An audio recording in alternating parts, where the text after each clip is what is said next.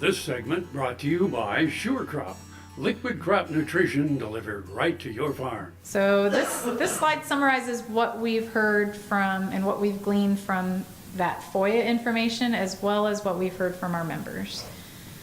So when they're coming into your facility, they're in there for, a day, some of them 4 hours, some of them, a day and a half. So about an average of a day. Again, it's federal and state inspectors. They're going to do a thorough walkthrough of your plant. They're looking, and one of the main things that they've been citing is pest control.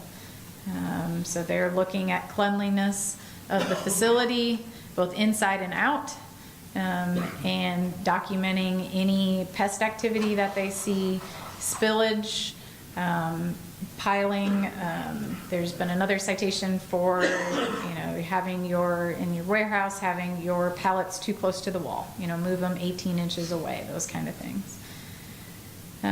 So I'll talk a little bit more about pest control in a minute. Unlabeled containers and trash cans is another citation that's been there. They are asking to see some documentation. So one of the quirks of the regulations for the current good manufacturing practices is they never required record keeping, except for your training. Okay, so you're not required to keep records for your CGMPs to prove your pest control program, or if you have, mycotoxins, any things like that you're doing testing like that as part of your CGMPs. You don't have to keep records for it. Most likely you're going to keep records for that, right? Because if you don't do it, you can't prove that you've done it to them. So they can't necessarily ask you to see those records, but they are asking to see the ones that they can. So the qualified individual training. So everyone in your facility that deals with feed safety or hygiene needs to be trained as a qualified individual. AFIA has put together a video for our members that helps you do that, the documentation you need to prove that, and they are asking to see that information. They have been asking about your preventive controls qualified individual training, which gets at your animal food safety plan and the preventive control side. So when they were in there doing CGMP inspections, they were asking about other portions of the rule, even though they weren't there doing that inspection. They've been going, like I said, to all different types of facilities, and they have gone to some retail commodity blenders, which is one type of facility that they hadn't, or we weren't aware that they had ever visited in the past. So if you are one of those, or folks in that industry, they are doing inspections there. And the other thing is they're asking for records that they don't necessarily have the authority to see. And we've gone back and forth with the agency, and we've put out information to our members on how do you deal with those questions when they come in.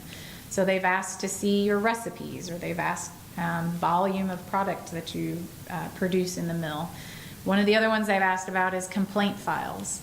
So they come in and they ask, can I see your complaint files?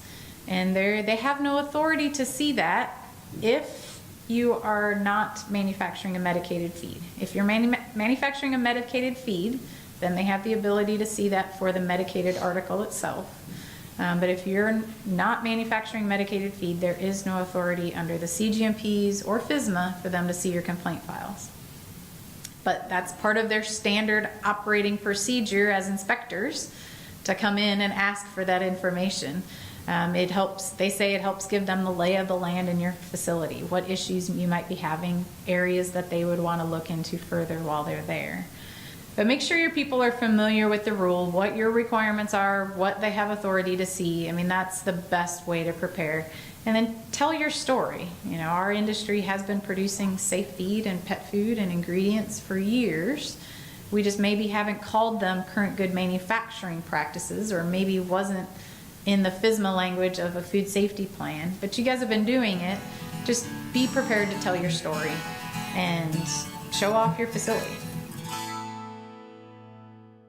Kansas Farm Bureau, the voice of agriculture, represents grassroots agriculture. The state's largest and most powerful farm organization stands up for its members through leadership development, agriculture education, legal defense, environmental advocacy, farm safety, and risk management. Members also enjoy money-saving benefits. To join our organization today or to learn more, go to www.kfb.org or find us on Facebook and Twitter.